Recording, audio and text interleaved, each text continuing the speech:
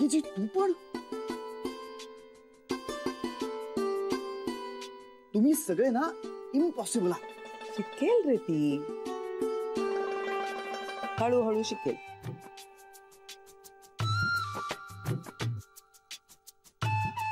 अरे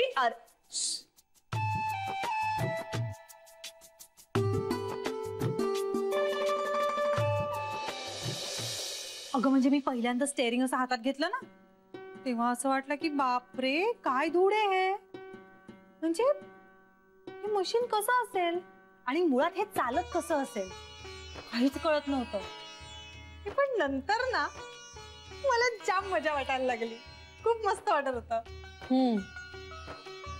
म्हणजे एका पॉइंटला कसं होतं माहितीये, आता गाडी चालवायला शिकायचं हे ठरलंय ना, मग सुरू करा, देवाचं नाव घ्या आणि सुरू करा। गीता तुला छान नाही वाटत आहे? अगं मी गाडी चालवायला शिकते, गाडी चालवायला। ह्या स्टेज पर्यंत कशी पोहोचले ना हे माझं मला माहितीये। म्हणजे काही दिवसांपूर्वी साधा रस्ता क्रॉस करायची भीती वाटायची ग मला, आणि आता मला गाडी चालवावीशी वाटतेय। ही अचीवमेंट आहे ना। छान वाटतंय, म्हणजे बोलण्यातून असं काही वाटत नाहीये। असं नाहीये ग, कुठला वेगळा विचार करतेस का? कसला? मनीष फार विचित्र वागतोय तो माझ्याशी।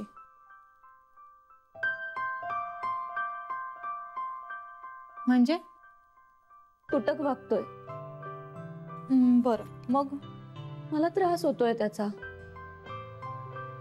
काही दिवसांपूर्वी तो अति प्रेमाने वागत होता, त्याचाही त्रास होत होता ना तुला? पण नेहमी एक्स्ट्रीम्स का?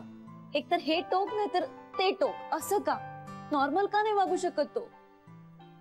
अच्छा, म्हणजे तू दिलेल्या सिलेबसचा अभ्यास करून त्याने तुझ्याशी वागलं पाहिजे असं वाटतंय का तुला? पण जान्हवी मला विसरल्यासारखं करतोय तो।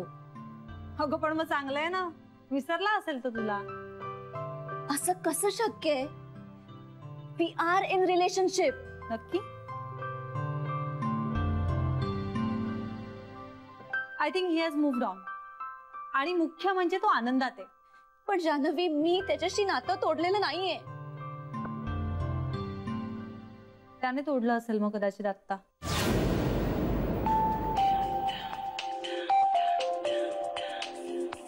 एक मिनिट। हॅलो पिंट्या, बोल। ट्रेनिंग ना? अरे मस्त चाललंय। हो ना, अरे ते क्लासवाले आहेत ना, त्यांनी डायरेक्ट रस्त्यावरच आणली ना गाडी। खूप घाबरले होते, हे पण मज्जा येते। आता त्यांनी ना मला असं ते स्लोप वर गाडी कशी चढवायची ते शिकवत होते, ते मी खूप गोंधळ घालत होते। पण मला मज्जा येत होती आणि धमाल येते माहितीये।